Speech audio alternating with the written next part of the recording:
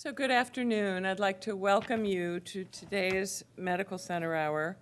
I'm Marcia Day Childress from the Center for Biomedical Ethics and Humanities, which produces these weekly Medical Center Hours. We're delighted to see you all here, the first program of our spring semester series, a program entitled Extraordinary Stories of Ordinary Life, Radio Diaries.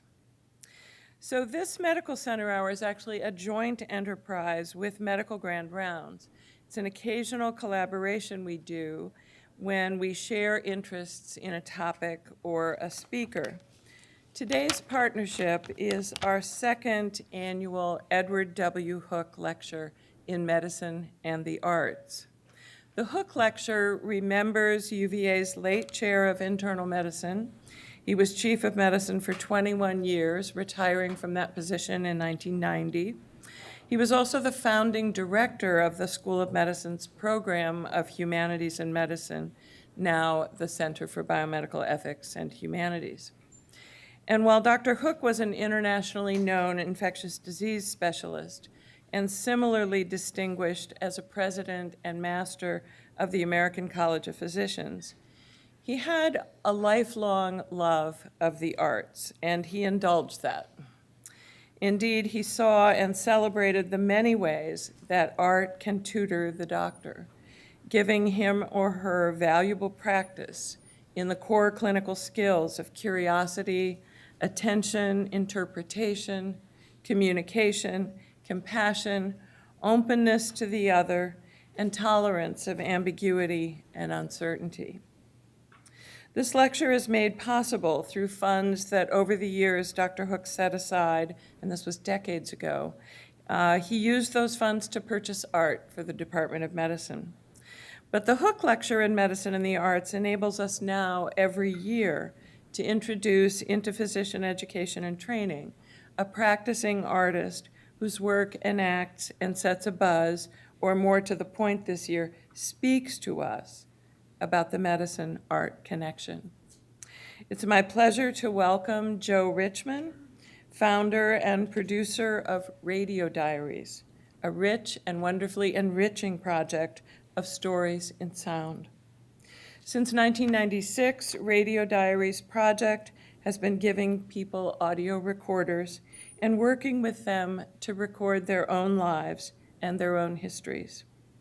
Collaborating with teens and octogenarians, persons with chronic and terminal illnesses, prisoners and prison guards, gospel preachers and bra saleswomen, the famous and the unknown, Radio Diaries project tells extraordinary stories of ordinary life. The stories are aired on NPR, the BBC, This American Life, and now its own podcast. Radio Diaries has, along the way, pioneered a new form of citizen journalism. Along the way, it's also garnered every major award in broadcast journalism. Joe Richman joins us today from New York as he shares stories of his work with Radio Diaries. Let's see what parallels you might draw with healthcare practice, where daily clinicians, teachers, and others among us traffic in the extraordinary stories of ordinary life. I will let you know that there are some people in an overflow room, those persons will only hear this presentation, not see any video, but Joe does not have any slides, so just to advise the people in the overflow space that you will be getting sound only because of technology arrangements here. I'll also quickly let you know that Mr. Richman has no financial conflicts of interest to declare that involved healthcare goods and services. He's just here with lots and lots of stories. So welcome, Joe Richman, our Hook lecturer.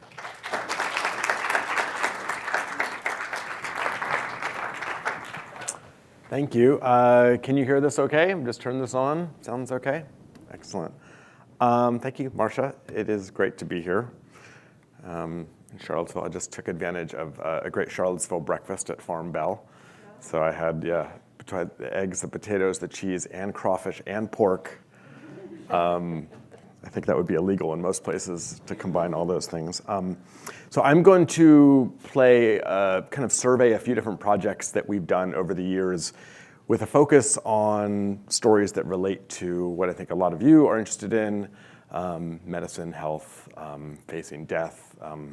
Two of those stories are pretty emotional and intense. So I think I'm going to start with something completely unrelated, light, and a little more fun. But before I do, just to give you a quick overview, Radio Diaries started as a nonprofit back in 1999, and we do a lot of historical documentaries and other work in public radio, but we're best known for these diaries where we give tape recorders to people and work with them over a period of time to do stories about their own lives. So Teenage Diaries was a project we started and continue. Done work in retirement home and prisons and internationally, most recently with a girl in Saudi Arabia.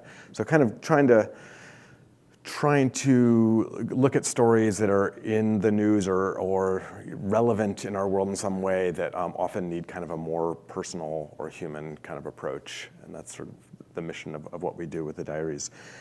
I'll talk more about that as we go along. But I think that, for me, the radio world has changed so much over the last decade or so. It's changed partly just through technology, where before you needed these, $100,000 professional studio to do these things, and now with so much, the tools are cheap, and you can do it in your laptop and all of that. So that has changed a lot.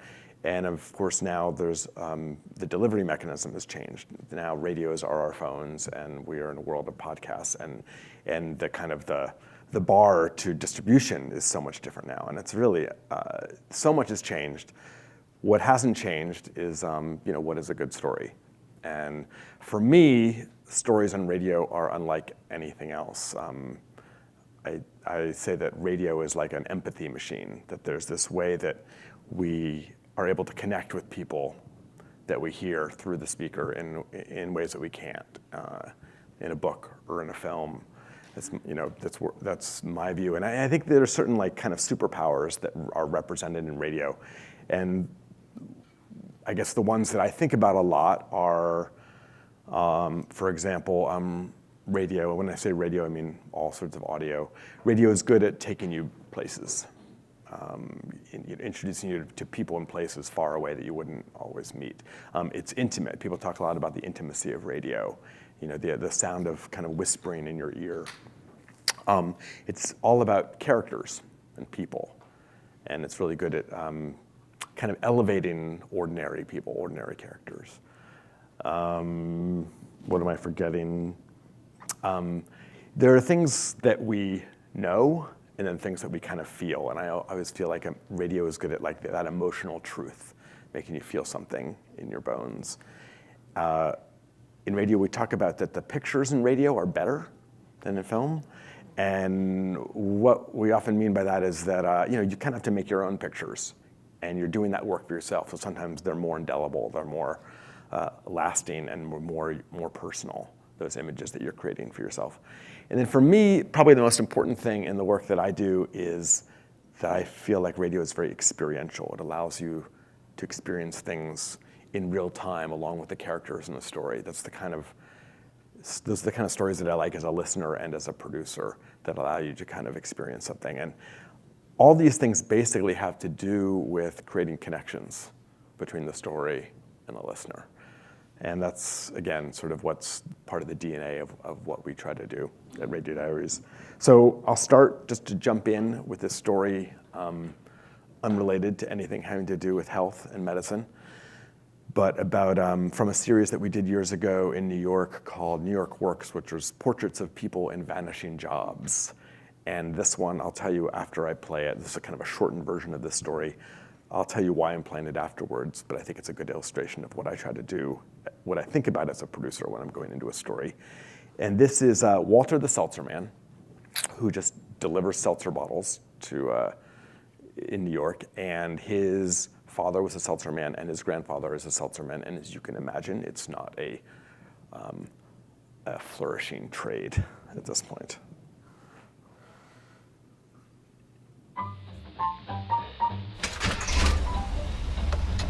The time now is 6:30 in the morning. I'm at 111th Street, right off of Amsterdam Avenue, not far from Broadway. Now, let me start from scratch. And my name is Walter the Seltzer Man. This is my truck. It has a little bit of everything. A bunch of old bottles, office supplies. I got aspirins in case anyone comes in the truck got a headache. Got flares, digital camera. I have guidebooks, I got tour books. In case I'm curious when I'm driving by and I see an old building, I want to know a little bit about the history. Otherwise, I have a truck that's basically extremely chaotic, so anyone else it would appear to be a shambles. But to me, it's semi-organized.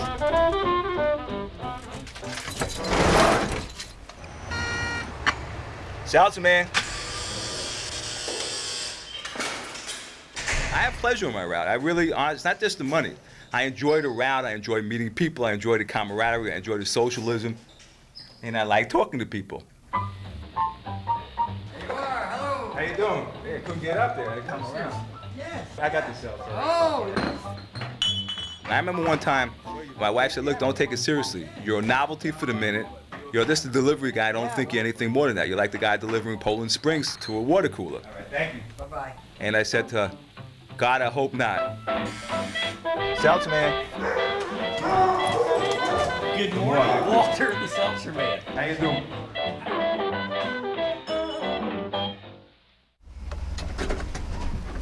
The time is now 2:30 and we're in the Van Cortlandt Park section of the Bronx. We're about to make a right turn onto Hillman Avenue, going around the corner from Mrs. Blitz. She's been on my route since before I was born, and she was buying stuff for my father then. But parents bought for my grandparents, and now they're gone. Mrs. Blitz's husband's gone, my father's gone, and all that's left of this whole story is me and Mrs. Blitz. Hello? Oh, don't you look beautiful? You got all dressed up for me? Come in. I have a defective bottle here. When Walter comes in the door on Saturday, we just go back over the years. I mean, the seltzer is great, but it's Walter. That's the thing about his product. He's the product. He talks about retiring, I get sick. While we're on the subject, would you like a glass of seltzer? Walter, would you like Yeah, some why seltzer? not? I could make you a with chocolate and milk. It's funny, like, I remember coming here as a kid. I might have been 10 years old, and now I'm almost 50. And tempus is fugiting, which means time is passing. That's You very knew good. that. Latin, baby. Of course it does. You knew that. Time flies. You're not just the seltzer man. You're too bright. When you told me you were leaving law school to work with Al, I was devastated. Well, that's the road not So taken. that I have so much regard for lawyers.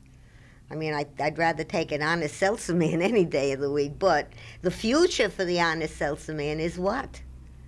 Is what? I guess you're right.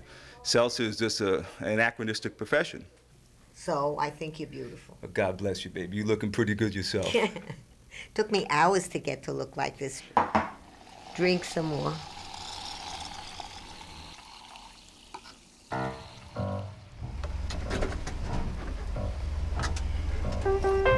The time is now 6:30 at night, and it's time to head back home.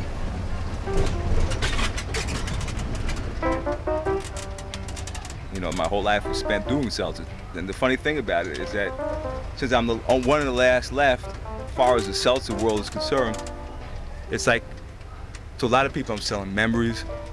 And when I come back and I bring the seltzer, it's the same bottles that my father delivered to them, maybe my grandfather delivered to the grandparents.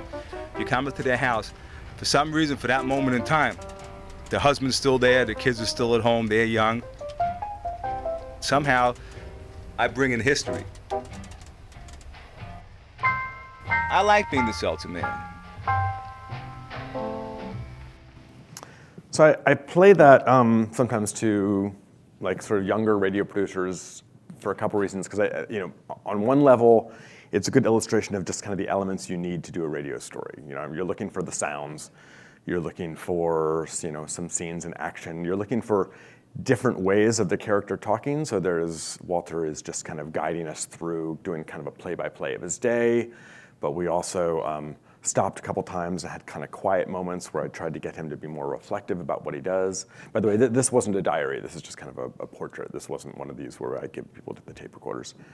But so, there's these elements that you're looking for to create a story, but really what you're looking for, what you're hoping for, is just a moment of luck, which I think this is a good illustration of too. You imagine this story without Mrs. Blitz, and it's kind of a two-dimensional, fine bit of sort of sweet nostalgia.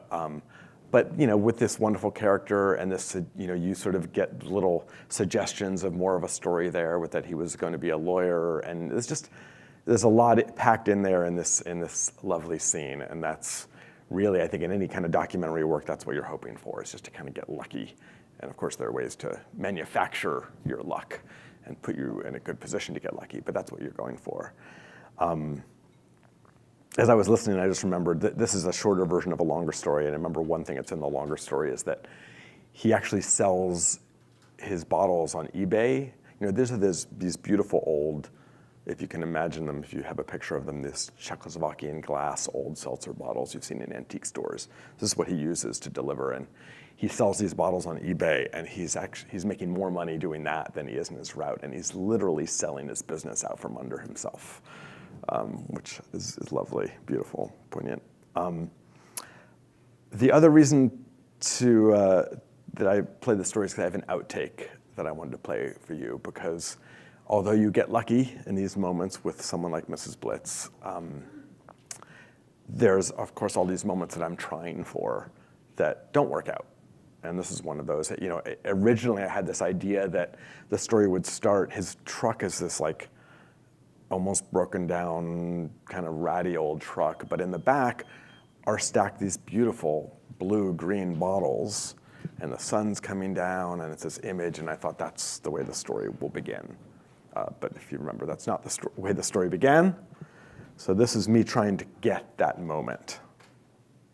And this is just to tell you, these kind of radio stories are not just like you hold the microphone up and capture reality as it happens. Again, before we leave the back of the truck, just describe, just to get a picture of it. Just quickly. Cut it, because we got to go, babe. We'll do it later. Just quickly, just 2 seconds, just describe. Okay, here we are. How many seltzer bottles are here? Just describe it quickly. No story, just describe. Well, I'll describe it. So anyhow, when I No, not a story. Just say here we are, and as you can see, that kind of. I got it. I can't do anything without a story, if you know that already. So anyway, when my vehicle was stolen, fortunately I had this other one that I was able to use. And what I did. Walter, no, because we gotta go. We don't need the story. Just say, okay, we're in the back of the truck. You do need the story. There's. I gotta tell a story. I can't talk. I know. I have to tell a story. I'm waking up, so it's gonna get worse. I know, but I just got to get the picture of it. For people on the radio who can't see it, they want to know. Okay, we're in the back of the truck. We've got how many seltzer bottles here? The green, blue, just like a visual picture. That's what I want. Let me do the next 2 stops, and I'll describe. We'll go back in here because I really want to. I don't want to get banged up Broadway. Okay, but we're here, and it just take a second. All right. So anyhow, when I realized that I would never get my soda. We don't need the story. Yeah, but I need the story. All right, we'll do it later. I thought that actually would be a good transition to talk here for a moment about interviewing and listening. Because I think, Marsha and I were talking about, the importance of, as a med student, as a doctor, as someone interested in this field in any way, the importance of kind of listening and interviewing. I'm sure it's something that you talk about in various ways. The stat that I heard, which is so wonderful, is it that the amount of time that a doctor allows a patient to talk before interrupting is 18 seconds, is that right? Or maybe it's down to 11 seconds. Which reminds me, actually, this is a tangent, but I got a really good lesson when I was starting out in radio about interviewing a guy named Alex Chadwick, who was a longtime host and reporter on NPR for many years. He did this thing where he would be interviewing people, and after they finished, he would just be quiet, and he wouldn't say anything. And I was his producer for a couple stories. And it's so uncomfortable. You want to jump in and keep it going, and I would want to jump in just as the producer. But he would just sit there, and it would get really uncomfortable. But what would happen is that the people would continue, and he got amazing tape that way, where people just keep going. And oftentimes that's the stuff that would be much more authentic and much more kind of like the person really thinking it through, not just giving an answer. So that was a lesson, and I try to use that sometimes to just allow space in an interview for the person to fill and the person to kind of like have their own thoughts and moments and for actually something to happen in that interview. Because when I talk about things happening in the tape or in a radio story, it's sometimes seen, but it's also can just be in the way people talk. Because I think we can all, whether we're conscious of it or not, we're aware when someone is talking in a kind of like more robotic, more, just like giving answers, and when someone is really kind of thinking there in the moment, you can hear that. So anyway, I offer the Chadwick lesson as an antidote to the 18-second rule. But as far as interviewing, really, good interviewing, there are a lot of tips for good interviewing, and we have some in this DIY handbook that's listed on the sheet that is free online. There are a lot of resources to like how to do it, oral history interviewing or any kind of interviewing. But it really comes down to a few things, and that is, this feels a little bit cliche, but it's so true. Good interviewing is about listening.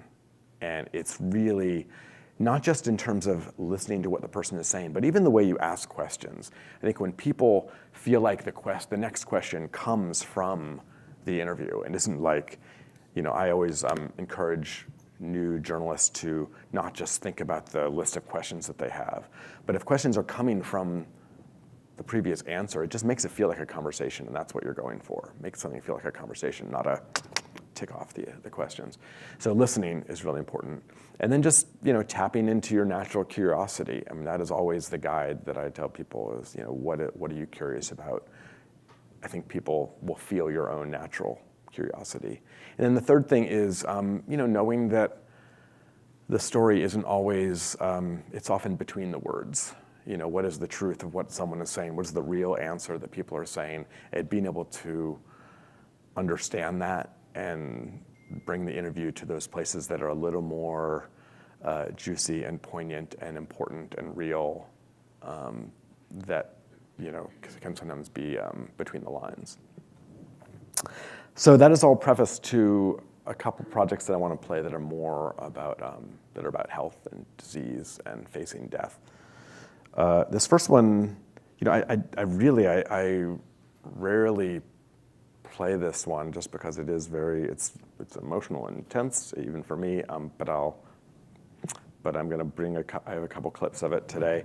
It's about Laura Rothenberg, who I did a diary with back around 2001. She has cystic fibrosis, and she had a tape recorder for about a year documenting her life. She was starting college. She was a freshman, sophomore at this time at Brown. And she kept a recorder for about a year, even through the period where she had a double lung transplant. So the story kind of covers all of that. And the first clip especially, one of the things that she taught me is just about hospitals. She spent so much of her life in hospitals and knew how to manage herself in hospitals and get what she wanted, and kind of the agency that she had in that setting was fascinating to me as someone who was unfamiliar and intimidated and kind of scared of hospitals. So I spent some time with her in that setting, and that's the clip that I'll start off with.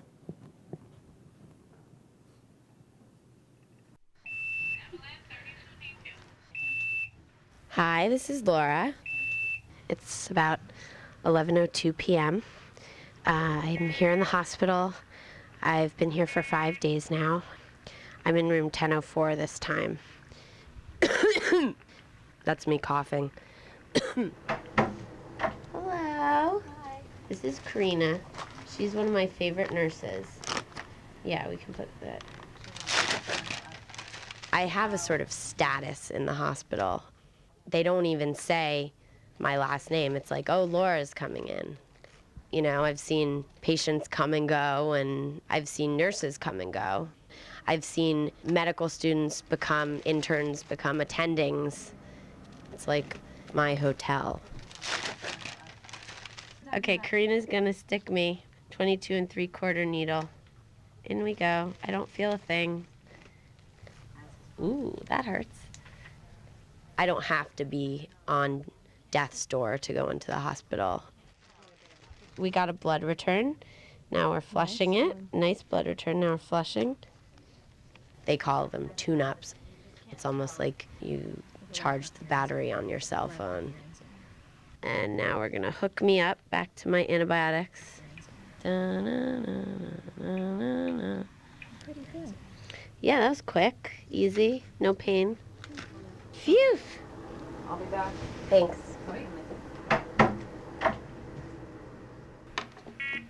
Get back into bed here.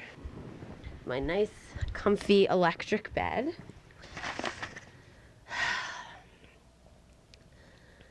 I was diagnosed with cystic fibrosis when I was 3 days old. It was 1981, and I guess at that time, my parents really didn't know how long I would end up living. The average lifespan of a person with CF was much younger than it is now. When I was 12 and 13, I met a lot of kids in the hospital with CF. There was sort of like a whole gang, you know, there were all the CF kids. And we just play cards and talk dirt about the nurses and watch TV shows at night, ride down the hall on IV poles. There was just this sort of bond, you know. Gina died when we were 13. Damien died that year, he was 17. Nikki Cooley died. Talmisha died. Elizabeth Florin died winter of 12th grade. My friend Sophie died when I was in 11th grade. She was one of my best friends with CF. And my friend Marcy died this past summer. Do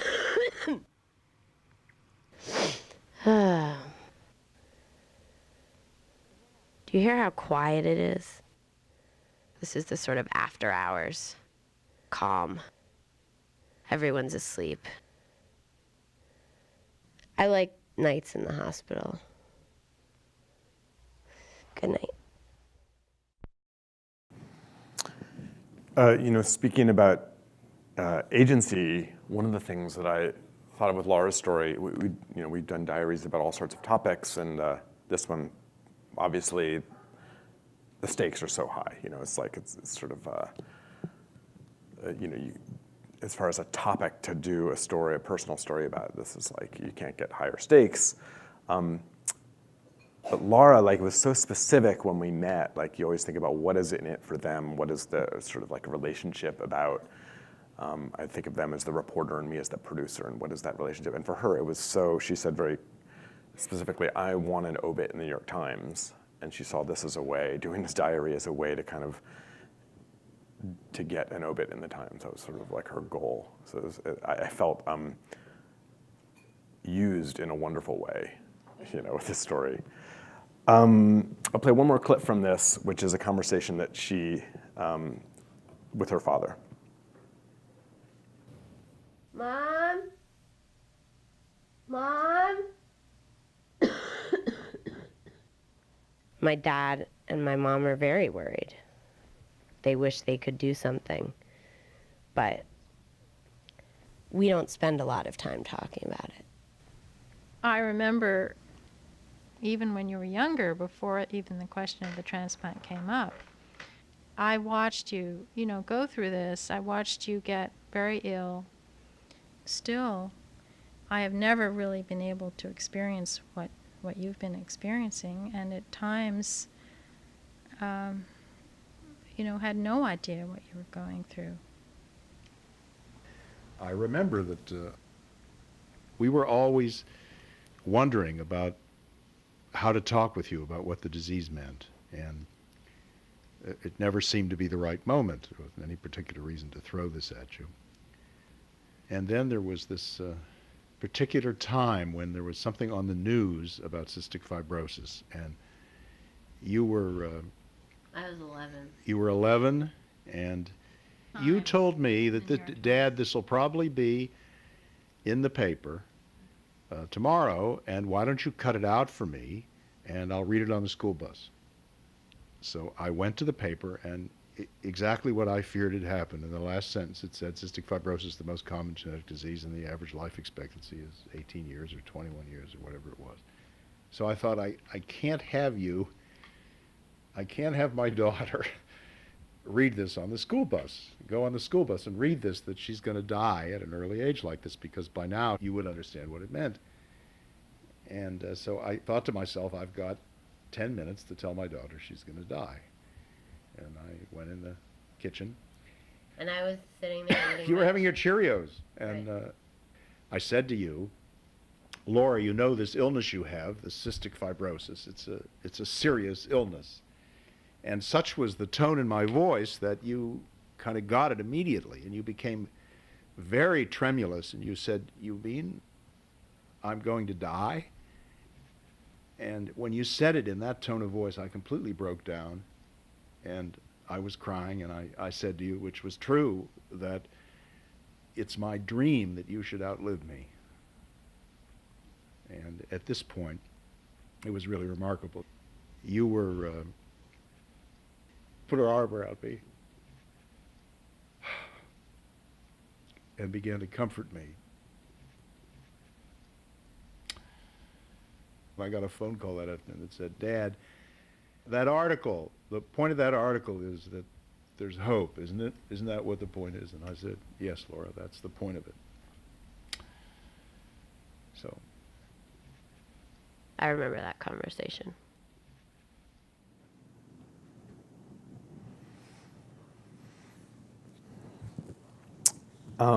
Just to give you a sense of the full story, so this aired as a 25-minute story on All Things Considered back at the time. There's scenes of her at Brown. The story follows her to getting much sicker and then getting the lung transplant. And then there's a long pause before she's back to kind of talk about the status of the lung transplant. I remember, just listening now, I remember like it was so tricky and difficult to figure out what is the end of this story. What is, we knew that we didn't want it to be a death story. It ends with, after her lung transplant, sort of, I guess the idea that she has a bit of an extension, if not a cure. It's sort of the kind of where you're left with the story. Her lungs did reject, and she ended up dying about a year later after the story aired. But I think what I want to say about this is, in the same way that she had this agency in doing this story, and this like very intentional goal of getting an obit in the New York Times, she really, one of the most amazing things about Laura was the way that she curated her own death. She had everyone she knew kind of came and visited her, and they had a schedule of these like the final visits, and her family was around her when she kind of got off the oxygen and kind of, when she actually died, and she had produced her whole funeral, or her whole, it wasn't a funeral, it was I don't want to call it a celebration, or she had like curated who was going to talk and the music, and that everyone was going to make these paper cranes, and like it's really kind of an amazing person in that way. It's really a story about like if you're living with death your whole life, how do you think about death? And she made it an art project almost at the end. So yeah, amazing person. If you want to hear the whole story, that's up on our website, radiodiaries.org. All of these stories are. Switching continents and topics, I want to go to another story about a young person facing death, essentially. My wife and I lived in South Africa for a few years working on a project about apartheid and Nelson Mandela. And over the course of that work, this was back mid-2000s when South Africa was in a really interesting place in terms of AIDS. Had the highest rate of AIDS in the world, a lot of denial. ARVs were just slowly being rolled out in a few different places. And there was just so much stigma around AIDS, as there is everywhere, but particularly there. And it felt like an editor of a newspaper there told me that every time they had AIDS on the front cover, their readership dropped by 20%. So there's this idea of AIDS fatigue, and like how do you hear stories about this thing that feels so kind of like dehumanized and has so much stigma, and that people don't even, you know, are kind of tired of hearing about it there as well. And it felt like the perfect topic to approach in this form of giving someone a tape recorder. So I interviewed a bunch of kids in this one township that we had been working in, and there was this one young girl who just really struck me. And the main reason she struck me was because she told me this story about that every morning she looked in the mirror and she talked to her HIV virus. She kind of like, she would like give it orders and talk to it. And that was just like, I couldn't get that out of my head. So I went back to her and I proposed this idea of her carrying a tape recorder around for a while and talking about her disease. She had already been doing some kind of like activism work with Doctors Without Borders in terms of getting people tested, but she was not public with her status. And so it was she had a tape recorder for about a year where she recorded kind of everything that went on in her life, and this was going to be just for a US audience. Over that year, she decided that she wanted to be public and kind of really, you know, the stigma was something that she wanted to tackle herself. So it became more of a project that we did in South Africa as well. So that's just a prelude. I'm going to play a couple clips from that. This is from Tembi's AIDS diary. And it starts, her story starts with that image that I mentioned about talking to her virus. Testing 1 2 1 2. Sorry, let me play this one. Testing 1 2 1 2. Test test test. Okay. Hi, this is Tembi. It's time for my prayer. Every morning when I wake up, I'll run off to my drawer, take out the mirror, and look at myself.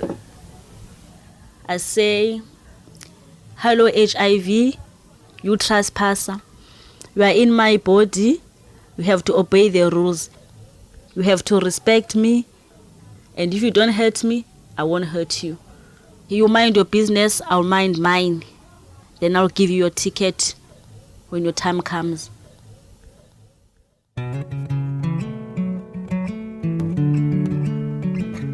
I never thought I would ever worry about HIV and AIDS. It was the last thing in my mind.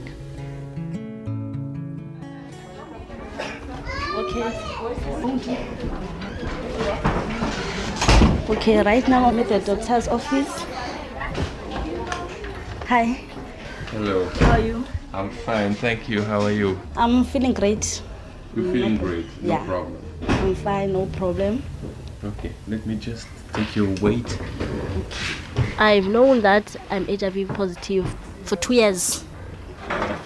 I'm considered stage 4. When you're on stage 4, you are not HIV positive anymore. They say you've got AIDS. I see your CD4 count. You know what it is, huh? CD4 is an indication of how good your immune system still is. Yes, I know. It was 167 in March of this year. Yes. Yes, you know it's going down all the time. Yes. Yeah? And when you are below 200, it's dangerous for you.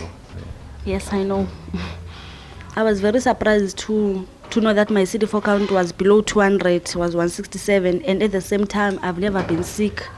You are very much at risk of getting sick. It's a bit like swimming in a lake where you have crocodiles. Yeah? You can swim sometime without getting bitten, but if you stay swimming a long time, at some point, you're gonna get bitten. Okay, understand. You sure? Yeah, I'm sure. Thank you.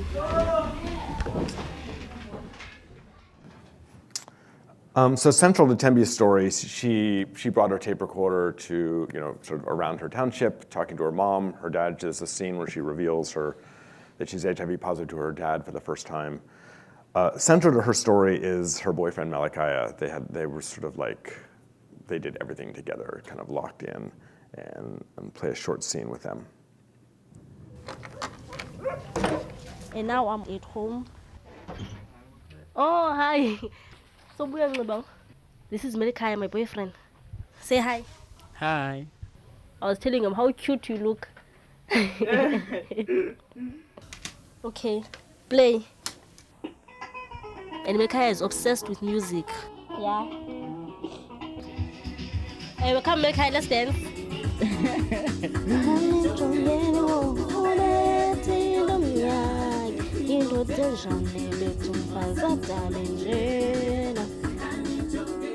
I remember when I find out about my HIV status, it was very painful to tell him. I thought, hey, what if I've also infected him? Now I've ruined my life and I've ruined everybody's life. Milkaya, Yeah. do you ever wish that maybe you have never have met me? No. Just because the only thing is that I love you. You know that. Yes. But I'm the one who's infected you. I don't want to blame you. You didn't chase after AIDS. You didn't go in top of the mountain and said you want to have AIDS. You know? Okay. For me, what scares me most is that I think we are not going to die at the same time if we die. I know that you think if you die first, I'm going to have another girlfriend. No, I'm not thinking you must die first. No, I'm not thinking you must die first. Really, I'm thinking that if one of us dies, how would it be? At least if we were going to die at the same time. Give me a kiss for that.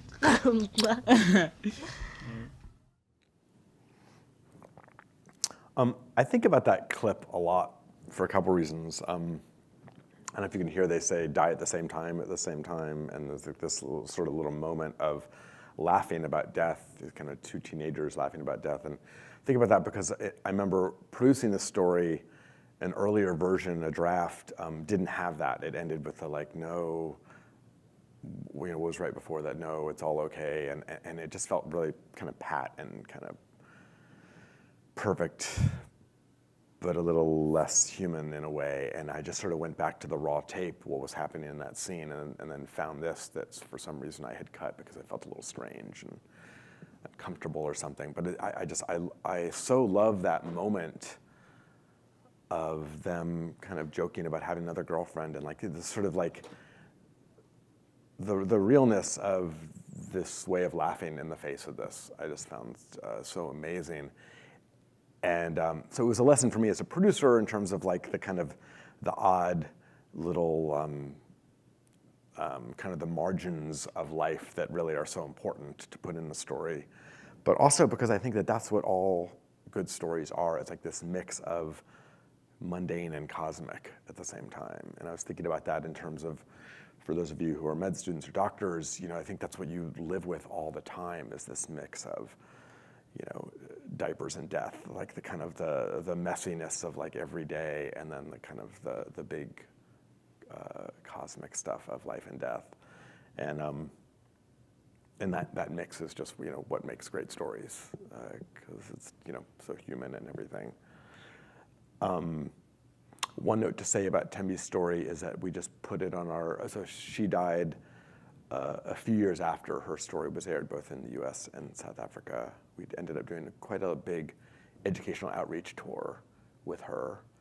Her story, for her, it ended up being, and for me, it ended up being less about AIDS and more about stigma, really. And that was really her kind of cause in the end. And it was an amazing time in South Africa where very few people were talking about being HIV positive. She ended up addressing South Africa's parliament and doing this whole kind of media tour and became a little bit of a mini celebrity there because of her work. She ended up dying of drug-resistant TB.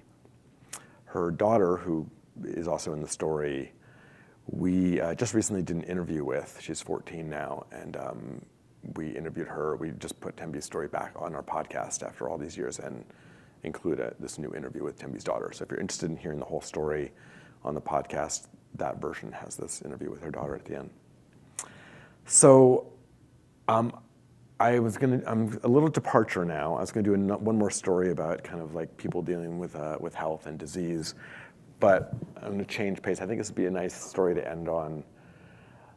It's not a diary. We started this series this past year called Last Witness, which are people, the last person to see an important chapter of history. So we did one with the last person who was on one of the planes that bombed Hiroshima in World War II. And this one, which I just love this story, it's so simple, but it's with 103-year-old Olivia Hooker, who was the last survivor of the Tulsa race riots back in 1921. And she actually died about 6 months after we interviewed her and after her story aired on NPR. But you'll hear her lovely voice and just this lovely person. And this Last Witness series is sort of, the mission is to sort of almost do obituaries while people are still alive. And that's very much what her story ended up being.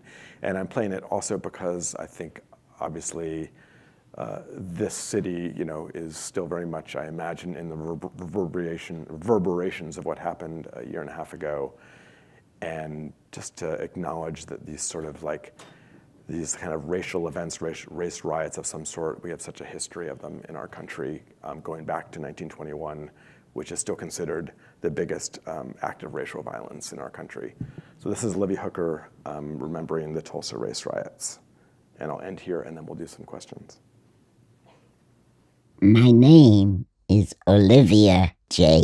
Hooker, and I may be the last survivor of the catastrophe in Tulsa.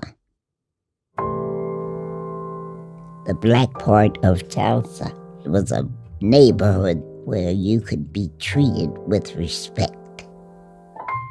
My father had a very nice store, Samuel D. Hooker and Son. It was a store that didn't carry shoddy things. They had Arrow shirts, Kuppenheimer suits, Florsheim shoes, and Stetson hats. And those were all good names in those days. It was May 31st, 1921. At first, we saw a bunch of men with those big pine torches come through the backyard. And I remember our mother put us under the table. She took the longest tablecloth she had to cover 4 children and told us not to say a word. It was a horrifying thing for a little girl that's only 6 years old, trying to remember to keep quiet so they wouldn't know we were there.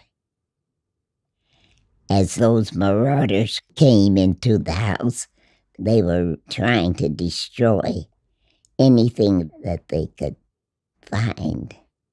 They took a huge axe and started whacking at my sister Irene's beloved piano. Whack, whack, whack. It was a good piano, and they thought that was something we shouldn't have.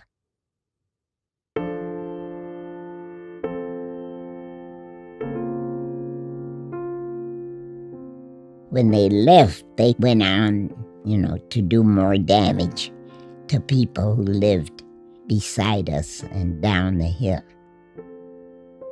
They tried to destroy every black business, school, and church. Our school, Dunbar School, was blasted with dynamite, and my father's store was destroyed. I mean, there was nothing left but one big safe. It was so big they couldn't carry it away, so they had to leave it in the middle of the rubble. To me, I guess the most shocking thing was seeing people to whom you had never done anything to irritate, who just took it upon themselves to destroy your property because they didn't want you to have those things, and they were teaching you a lesson. Those were all new ideas to me. But I guess that's part of the growing up process. after the riot, we didn't stay in Tulsa. We moved to Topeka. Our parents tried to tell us, don't spend your time agonizing over the past. They encouraged us to look forward and think how you could make things better. I think things can get better, but maybe it won't be in a hurry.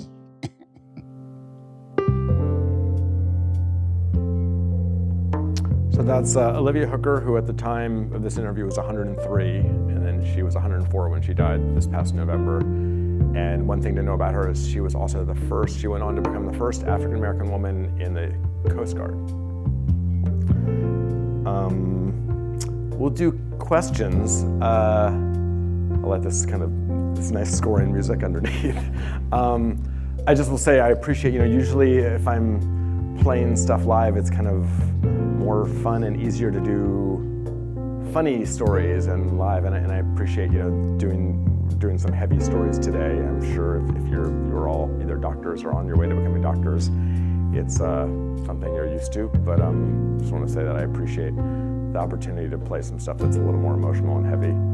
And we have a few minutes for questions.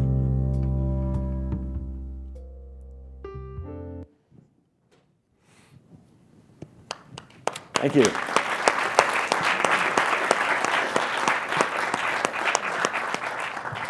Yes, hi. I just have one question. It would have been great if that turned the audio off because it's related to the audio. We need to bring you a mic so that you end up on the audio as well. Yeah. And let us know who you are. It would have been great to have the music playing while I asked this, but it seems I could like start it again if you want. it seems like the music is a great part of setting the tone for each of your stories. Do you incorporate the particular person when you're choosing the music? How is it done? Yeah, a great question. With the diaries, where they're recording everything, we have sort of different ideas and aesthetics with the music. It all comes from, either music that they play or their parents play, or that it's around them in some way, or that they're, choosing in some way. So we do try to, music is fun to include in the diaries, but it definitely comes from them. With the story you just heard, we are sort of scoring it on some level, and we're just trying to find appropriate music. And music is tricky. I feel like often music is overused, and there's a real, especially if our stories air in the context of a news program, of All Things Considered, which has different rules about music, and so we have to be more careful to not feel like it's being too manipulative or too, getting too much of a, pulling too much of the strings of the story. The other thing I feel, as important as music is, it's also important when to not use music. I think it was Dizzy Gillespie who talked about the most important thing in learning how to play jazz is knowing when to have silence. And I think that's true. And when you're scoring a story, is often music is used really well to then, when the music comes out, you pay a lot more attention, and it's a lot more intimate in a way too. So.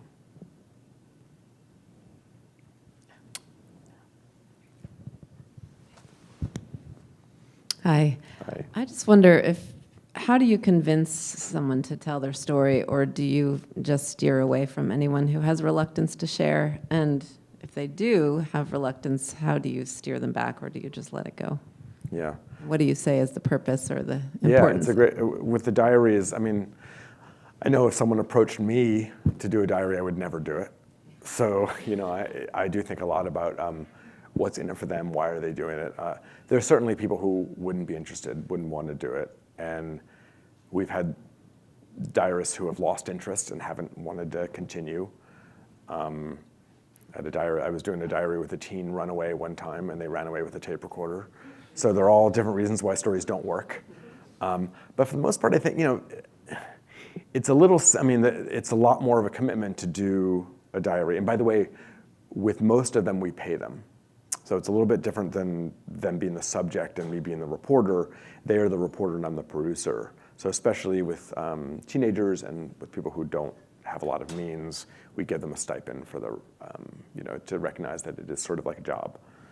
But I think in general, with whether it's the diaries or just when you're interviewing someone, most people, it's a real honor to tell your story. It is a real sacred thing to like tell your story and be heard in that way.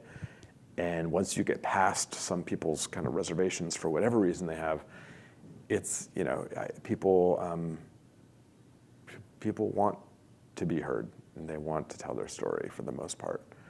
And if they don't, then, there's certainly been times when I've really wanted to either interview someone or work with someone and it hasn't worked out. Yeah. Other questions? Yeah. Hi, John Senker. I have a question. I loved your the interview that didn't work out in the back of the seltzer truck. I thought that was so informative about how even someone who does this professionally can't always get it. Sound like a fool. And on one hand, I see the fault of trying to stick to a 11 or 18-second rule where you won't let the person come out with a story. But on the other hand, I can't imagine in me as a physical therapist or a physician, anyone here has 100 hours to get that great 15-second clip. And so any ideas about letting people express themselves, but at the same time directing so that you don't get off on a track that may not get anywhere? Yeah.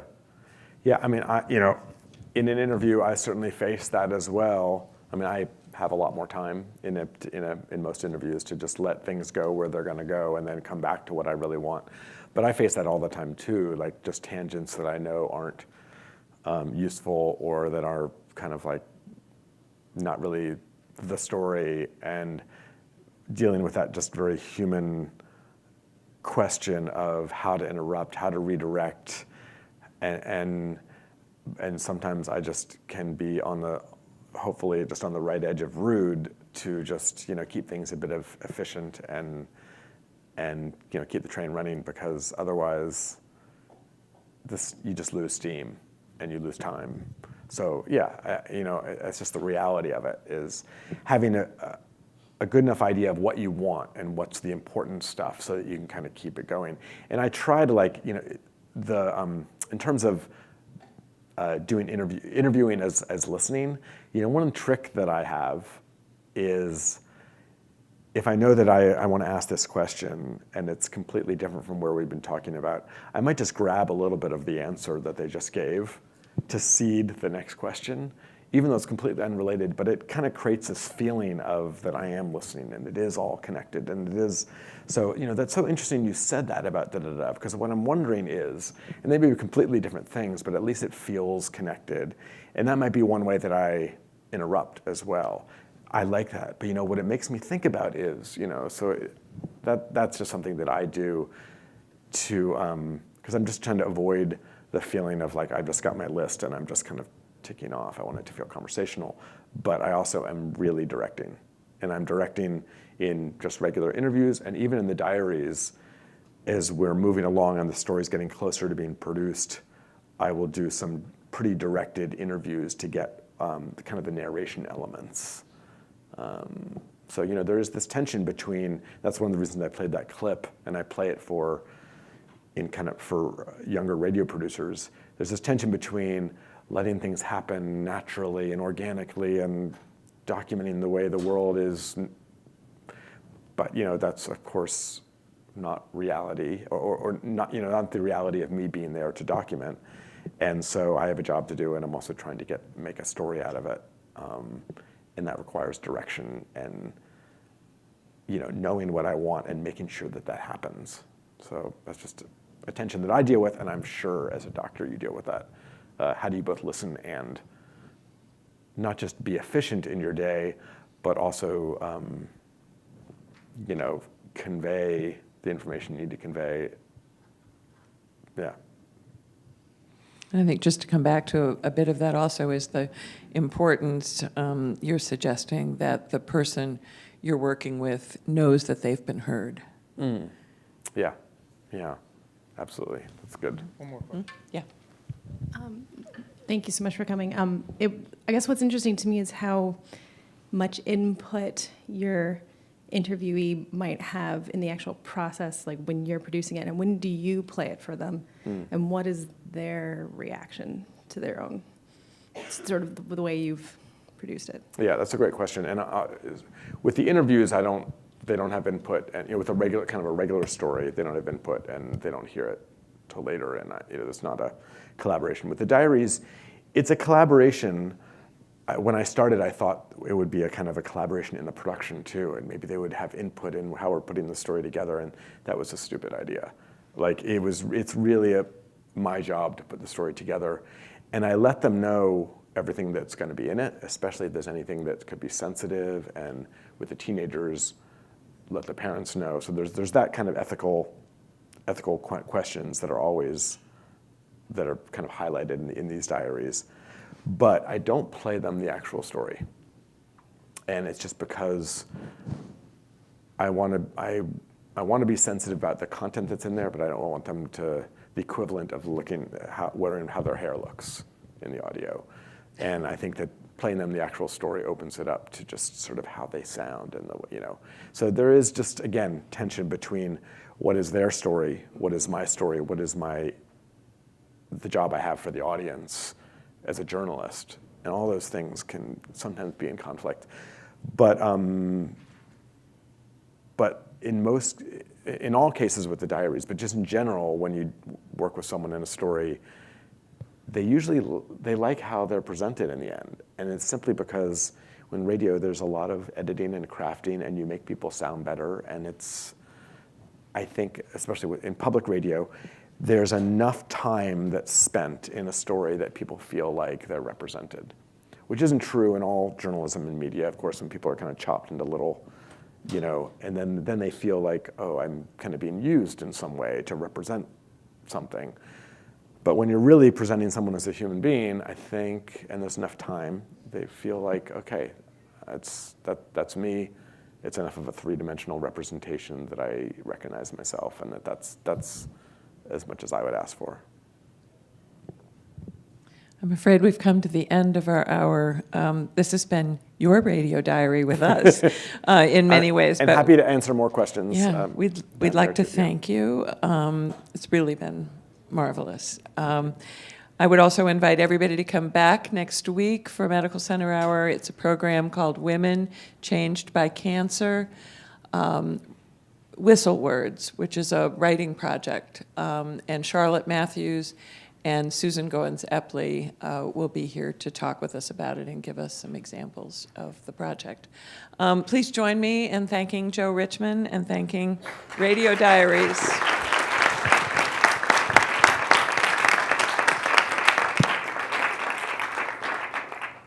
And Laura Rothenberg did get an obit in the New York Times. She did, and she even wrote a book. Yeah. Thank you.